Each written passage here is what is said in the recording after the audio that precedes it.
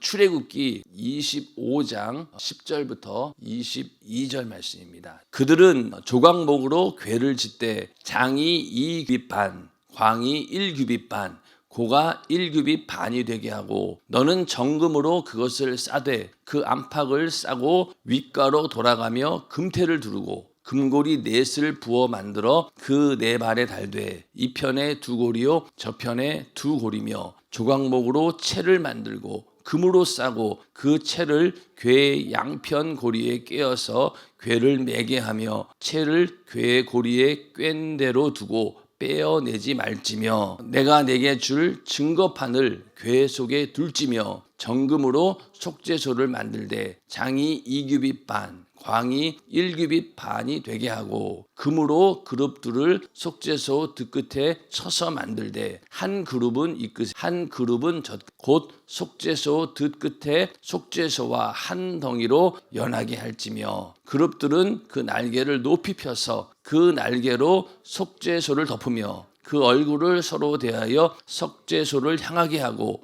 그 속죄소를 궤 위에 얹고 내가 내게 줄 증거판을 궤 속에 넣으라. 거기서 내가 너와 만나고 속죄소 위 곧 증거궤 위에 있는 두 그룹 사이에서 내가 이스라엘 자손을 위하여 내게 명할 모든 일을 내게 이르리라. 아멘. 자, 오늘은 출애굽기 25장 10절부터 22절 말씀을 중심으로 법궤는 하나님과 만나는 장소라는 제목으로 성막강의 83번째 시간이 되겠습니다. 여기 있는 말씀을 일단은 염두에 두시고요. 설명을 좀 해보겠습니다. 법궤와 속죄소의 이제 모양에 관한 내용인데 성막 가장 깊숙한 곳에 지성소가 있고 지성소에는 법궤와 속죄소가 있습니다. 법궤 위에 속죄소가 있는데 법궤의 뚜껑 부위가 바로 속죄소입니다. 자, 이게 밑에가 이제 법궤가 되고요. 그 위에가 속죄소예요.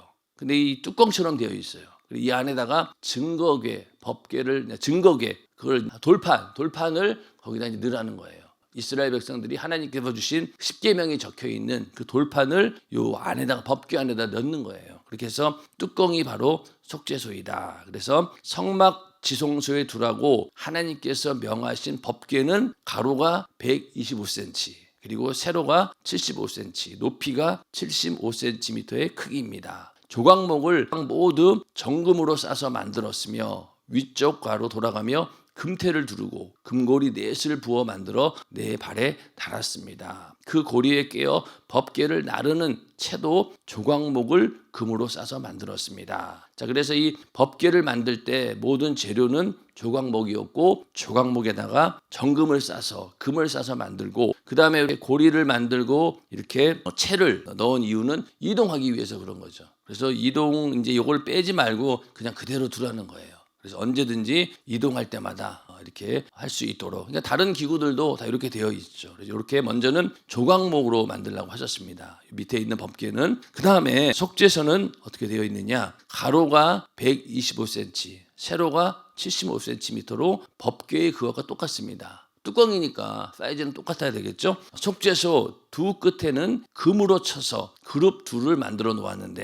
그러니까 속죄소 두 끝에 그룹 천사들을 이렇게 만들어 놓았다는 겁니다. 그리고 속죄소와는 한 덩어리로 되어 있습니다. 요 위가 한 덩어리로 되어 있다는 거예요. 금으로 한 덩어리가 되어 있다. 그리고 그룹들의 날개를 높이 펴서 속죄소를 덮게 했습니다. 그래서 어떤 사진이나 그림에 보면은요, 이 천사가 엄청 커요. 그 얘기는 뭐냐면 요 말씀대로 날개를 높이 펴가지고 속죄소를 다 덮게 할 정도로 해야 된다. 그렇기 때문에 원래 요거보다는 더 클 거예요. 근데 이제 이렇게 여러 사람들이 보니까 다양하게 이렇게 그림을 그리더라고요. 근데 하여튼 요거보다는 좀 크지 않았을까. 그래서 속죄소를 덮게 했다. 그리고 그룹들은 얼굴을 마주하여 속죄소를 향하게 했다. 천사들이 서로 마주보고 있어야 되고 이들의 시선은 어디에 있어야 되느냐?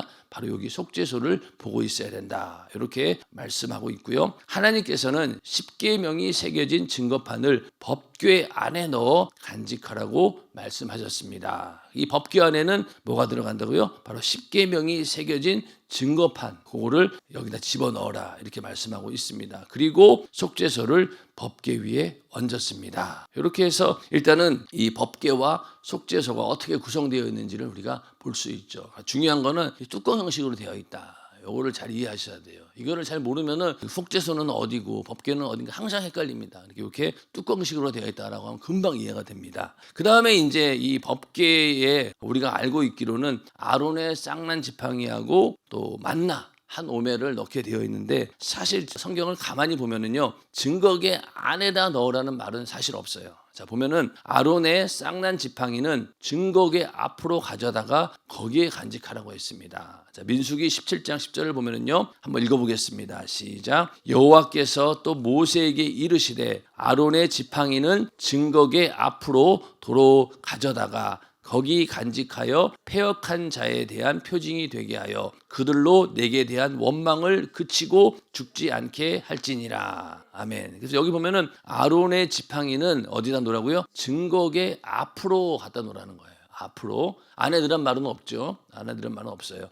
또 그 다음에 또 항아리를 가져다가 그 속에 만나 한 오매를 담아 증거판 앞에 두어 간수하도록 했습니다. 저기도 보면은 아론에게 이르되 항아리를 가져다가 그 속에 만나 한 오매를 담아 여호와 앞에 두어 너희 대대로 간수하라. 아론이 여호와께서 모세에게 명하신 대로 그것을 어디요? 증거판 앞에 두어 간수하게 하였고, 이스라엘 자손이 사람 사는 땅에 이르기까지 40년 동안 만나를 먹되 곧 가나안 지경에 이르기까지 그들이 만나를 먹었더라. 자, 이렇게 보면은 아론의 쌍난 지팡이나 이 만나를 담은 항아리나 다 어디에 넣으라고요? 법궤에 넣는 것이 아니라 법궤 앞에 두라고 했습니다. 앞에 두라고 했어요. 근데 이제 이게 어느 때에 세 가지를 다 넣고 그냥 이동한 거예요. 그래서 막 그 안에다 돌판도 집어넣고 또 거기다가 또 아론의 쌍난 지팡이하고 만나 항아리까지 다 넣고 이제 이동하다 보니까 또 법궤 안에다 다 그걸 넣는 것처럼 우리는 알고 있지만은, 사실은 하나님께서 명령하신 바에 의하면은 돌판만 그 안에 집어넣고 나머지는 앞에다가 증거계 앞에다가 놓으라, 이렇게 말씀을 하고 있습니다. 그래서 이 법궤와 속죄소는 이렇게 다 구성이 되어 있는 거예요. 밑에 법궤가 있고 위에 속죄소가 있고, 그리고 십계명이 새겨진 돌판, 그리고 아론의 쌍난 지팡이, 그리고 만나 항아리, 이렇게 들어가 있다는 거죠. 이게 세 가지, 두 개, 총 5가지인데 여기서 속죄소 위는 어떻습니까? 이 천사들을 금으로 그냥 쳐가지고 하나로 만들라고 했죠. 그래서 여기에 대제사장이 앉아 있으면은 여기서 하나님께서 기도도 응답해 주시고, 오늘 말씀대로 보면은 여기서 내가 너와 만나리라 이렇게 말씀하고 있습니다. 이렇게 지성소 안에 있는 속죄소와 증거궤가 구성이 되어 있고요. 그 다음에 그 법궤는 이제 여러 가지 이름이 있는데, 첫째, 하나님의 법인 십계명을 새긴 돌비석을 넣어 두었기에 법궤라고 불렀습니다. 법궤라고 부른 이유는 십계명을 새긴 돌비석을 넣었기 때문에, 말씀이 곧 하나님이라고 하셨으니 하나님 자신이 그 안에 말씀으로 계신다는 의미입니다. 아멘. 자, 이렇게 성소에는 하나님의 말씀이 그 안에 계신다는 거예요. 그리고 지성소 자체가 하나님께서 함께 하신다라고 하는 그런 의미잖아요. 그리고 이 성막 시대가 끝난 다음에 이제 성전 시대가 열립니다. 솔로몬 성전에 보면은 하나님께서 그 이름을 성전에 둔다고 했어요. 그러다 보니까 이스라엘 사람들이 먼 곳에 있을 때 항상 이스라엘 성전을 향해서 기도하고 그러지 않았습니까? 이 성전에, 또 그전에는 성소 안에, 지성소 안에 하나님이 계시다라고 믿은 거예요. 자, 그러면 오늘날 우리는 어디에 있는 하나님을 모시고 있는 거예요? 우리 안에 하나님이 계시잖아요. 여기 보면은 십계명을 새긴 돌비석, 말씀도 우리 안에 있고, 모든 하나님이 주시는 그 역사가 우리 안에 들어있다는 거예요.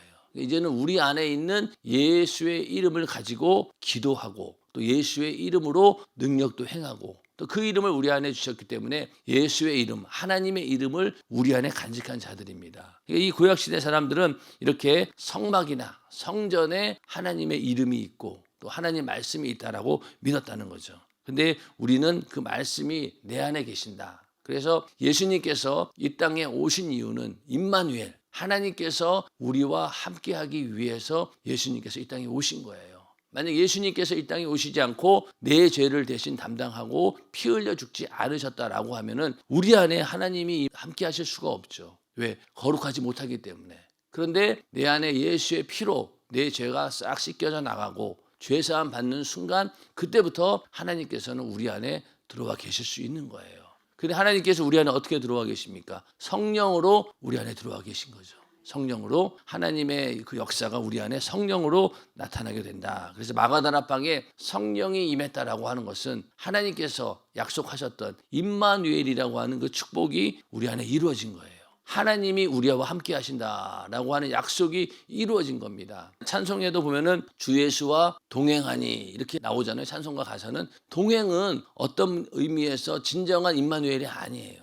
동행은 서로 이렇게 같은 길을 가더라도 옆에서 걸어가는 거잖아요. 그러나 함께는 어떻습니까? 함께는 내 안에 오셔서 같이 걷는 거예요. 그러니까 완전히 다른 거예요. 구약시대 사람들은 동행이라고 할 수 있지만은 우리는 뭡니까? 함께 하는 거예요. 하나님과. 완전히 이거는 차원이 다른 얘기예요. 그렇기 때문에 우리가 찬송가의 가사도 동행하니 하지 않고 함께하니 이렇게 찬양하는 겁니다. 그래서 함께한다라고 하는 것은 우리 안에 말씀도 있고 그리고 예수의 이름도 있고 하나님이 우리와 함께 하신다라는 그런 의미를 우리는 가지고 있고 우리 안에 이게 다 이루어진 거예요. 그러니까 성막은 어떻게 보면은 하나의 예표고 그림자에 불과한 겁니다. 우리는 이미 이것들이 다 약속이 이루어진 겁니다. 그래서 우리 안에 이제는 그 말씀도 계시고 또 성령 안에 모든 하나님이 주시는 것들이 다 들어있다는 겁니다. 둘째, 하나님께서 인간에게 말씀하신 복과 저주에 관한 언약의 말씀을 넣어두는 궤라는 의미에서 언약궤라고 불렀습니다. 여기에 모든 하나님의 그 언약의 말씀이 들어있는 거죠.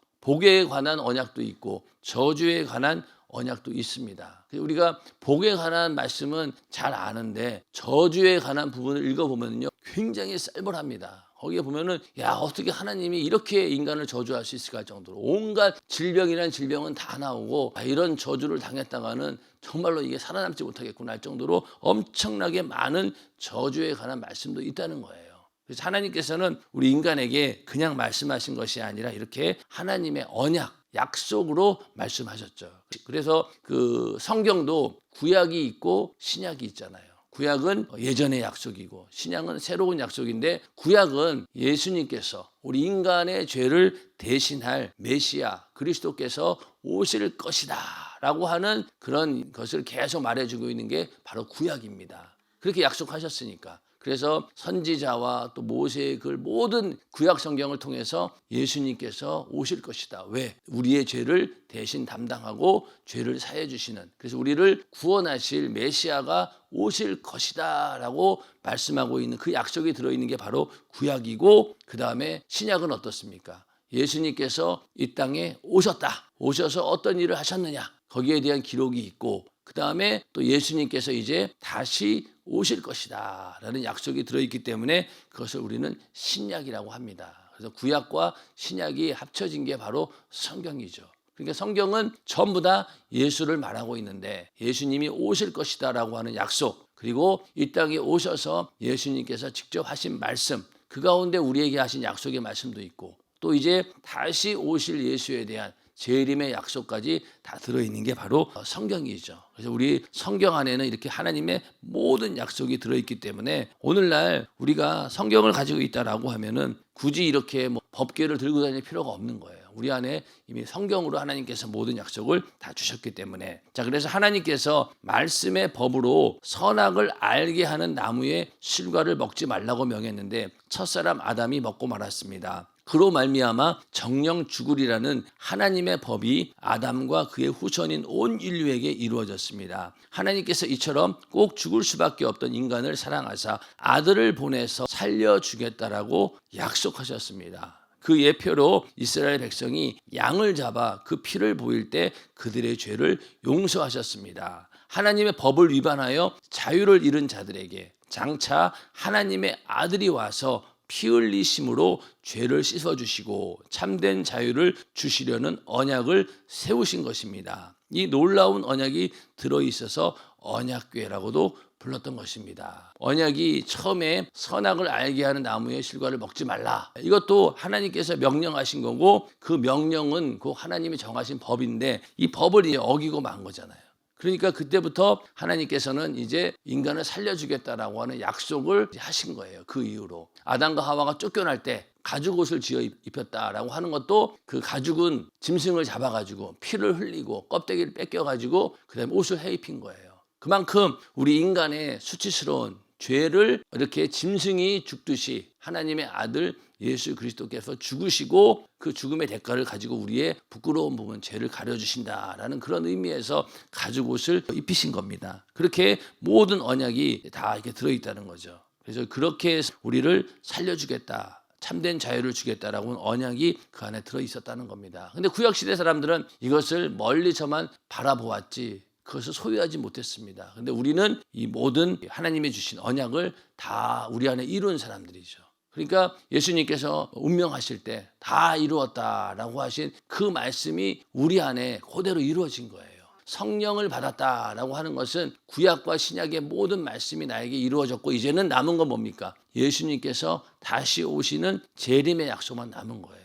우리는 그것만 잘 준비하면 되는 겁니다. 이제는 모든 약속의 말씀이 다 이루어진 거예요. 그런데도 오늘날 어떤 사람들은 여전히 하나님께서 우리에게 주실 계시가 있는 것처럼 사람들을 미혹합니다. 그래서 마지막 때에는 이 계시의 말씀을 들어야 된다. 그래서 어디 와야 된다. 또 누구에게 가야 된다. 이러면서 사람들을 미혹합니다. 그러나 이미 모든 약속은 다 계시가 된 거예요. 성경 그 이상을 얘기한다라고 하면은 항상 문제가 되고 그러다 보니까 이단이나 사이비나 이렇게 생기는 거 아니겠습니까? 그렇기 때문에 우리는 이 약속의 말씀이 성경 안에 다 있다라고 믿어야 되고 그 이상을 얘기한다라고 하면은 항상 문제가 되는 겁니다. 그러니까 오늘날 성경에 대해서도 인정하지 않고 이거 말고 또 다른 말씀을 들어야 된다. 라고 자꾸 미혹하잖아요. 지금까지 계속 그렇게 미혹한 사람들이 얼마나 많았습니까? 우리는 이 성경을 절대로 벗어날 수가 없는 거예요. 신약, 구약, 이 성경 말씀을 벗어나서 얘기한다라고 하면은 항상 그거는 하나님 말씀에서 벗어났다라고 하는 거니 결국 이단이나 또 사이비, 거짓 선지자 거기에 해당하는 겁니다. 그래서 우리는 항상 이 성경 말씀, 그 약속을 근거해서 우리가 신앙생활을 해야 되는 것이죠. 자, 그 다음에 세 번째는 하나님과 그리스도를 증거하는 말씀을 넣어 두었으므로 증거궤라고 불렀습니다. 그리고 이 구원의 소식을 모르면 다 망하니까 성령이 임하시면 권능을 받고 예루살렘과 유대와 사마리아와 땅끝까지 이르러 내 증인이 되리라고 하셨습니다. 그래서 법궤를 증거궤라고 불렀습니다. 자, 그 증거한다라고 하는 것은 전한다라고 하는 거잖아요. 전한다. 그래서 우리가 예수의 증인이 된다. 내 증인이 되라고 하잖아요. 증인은 직접 눈으로 본 자예요. 그냥 내가 간접적으로 들어서 나 그렇게 알고 있는데라고 법정에서 증인으로 섰다면 어떻게 돼요? 그거는 위증죄에 걸리는 겁니다. 예수의 증인이 되리라고 했으니까 우리는 예수를 마치 눈으로 직접 본 자처럼 그렇게 하나님께서 만들어 주신다는 거예요. 우리 안에 성령이 임하신다라고 하는 것은요, 성령은 어느 누구보다도 예수에 대해서 잘 아는 분이시죠. 왜냐하면 성령으로 잉태되셨고 예수님께서 그리고 성령으로 공생애를 사셨고 성령으로 또 고난 당하시고 죽으시고 부활하셨어요. 그러니까 예수님의 성탄부터 부활에 이르기까지 모든 것을 알고 있는 분이 바로 성령이십니다. 그렇죠? 그런데 그 성령이 예수님께서 부활하신 다음에 올라가셨다가 이제 누구에게 온 거예요? 우리에게 온 거예요. 예수 믿는 우리에게. 그러니 우리 안에 성령께서 예수님 성탄부터 죽음과 부활에 이르기까지 공생에 이르기까지 모든 일들을 알고 계신 분이 우리 안에 계시니까 어떻습니까? 그러니까 우리가 예수의 증인이 될 수 있는 겁니다. 인정하시면 아멘 하시기 바랍니다. 우리가 성령이 아니고는 절대로 예수의 증인이 될 수가 없어요. 자, 예수님 바로 곁에 있던 베드로도 그렇고 또 많은 제자들이 어떻습니까? 예수를 눈으로 직접 봤어요. 같이 밥도 먹고 같이 살았어요. 그럼에도 불구하고 예수를 증거하지 못했죠. 오히려 예수님께서 고난당하실 때 두려워서 도망가고 또 예수를 부인했잖아요. 그런 게 바로 우리 인간인 거예요. 그러니 우리 인간을 어떻게 믿을 수 있겠냐고요. 그래서 하나님께서는 성령을 보내주셔서 그때 비로소 이르러 예루살렘과 유대와 사마리아와 땅끝까지 이르러 내 증인이 되리라 라고 말씀하신 거예요. 성령을 받아야지만이 우리는 예수의 진정한 증인이 될 수 있다. 증거의 역할을 할 수 있다는 거예요.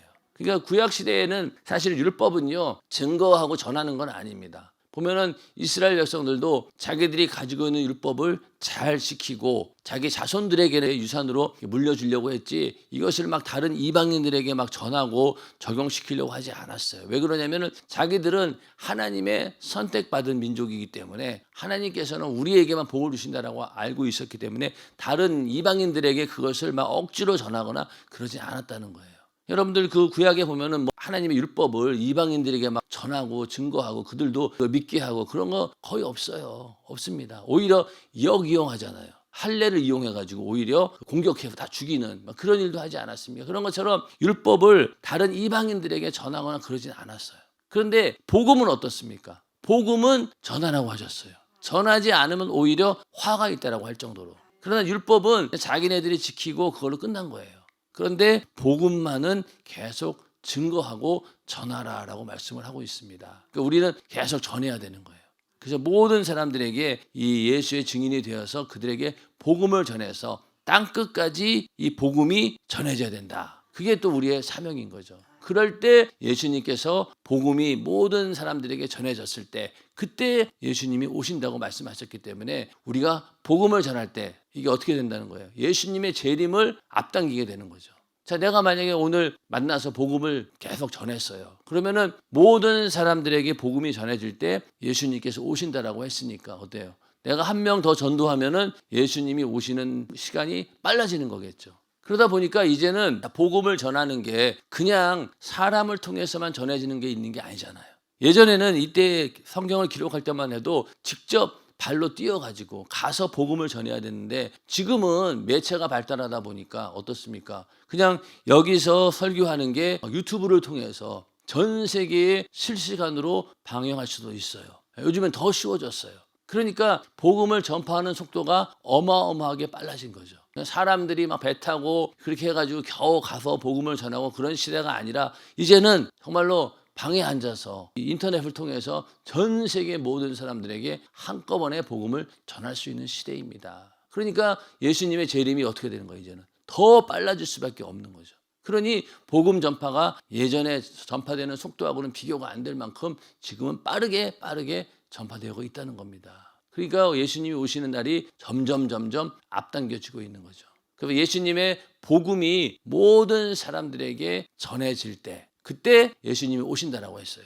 그러니 마귀 입장에서는 어떻게 했어요? 복음 전파를 방해를 해야 되겠죠. 조금이라도 예수님이 이 땅에 재림하시면은 일단은 제일 먼저 심판받는 놈이 바로 마귀 역사니까 예수님이 늦게 오는 게 그들에게 좋은 거예요. 그러니까 만약에 우리 마음 가운데 예수님이 좀 늦게 왔으면 좋겠다는 마음이 조금이라도 있다라고 하면은요, 우리는 신부의 자격이 없어요. 오히려 마귀 생각을 하고 있는 거예요. 그렇잖아요. 마귀 입장에서는 예수님 조금이라도 늦게 와야 된다고 생각하지 않겠습니까? 그래야지 자기들이 그나마 이렇게 득세할 수 있으니까. 그러니까 우리 안에 만약에 예수님 지금 오시면 안 돼요 막 이럴 때 있잖아요. 우리는 내가 준비가 안 됐다는 것 때문에. 그런데 그렇게 하는 순간 우리는 마귀하고 똑같은 입장이 되는 겁니다. 그러니까 우리는 예수님 빨리 와달라고 어서 오시옵소서라고 간절히 기도하는 자가 신부의 믿음을 가진 자입니다. 인정하시면 아멘 하시기 바랍니다. 마귀는 이 복음이 전파되지 못하도록 계속 막는 거예요. 근데 그것만 있는 게 아니잖아요. 순교자의 수가 차면은 또 예수님 오신다라고 했어요.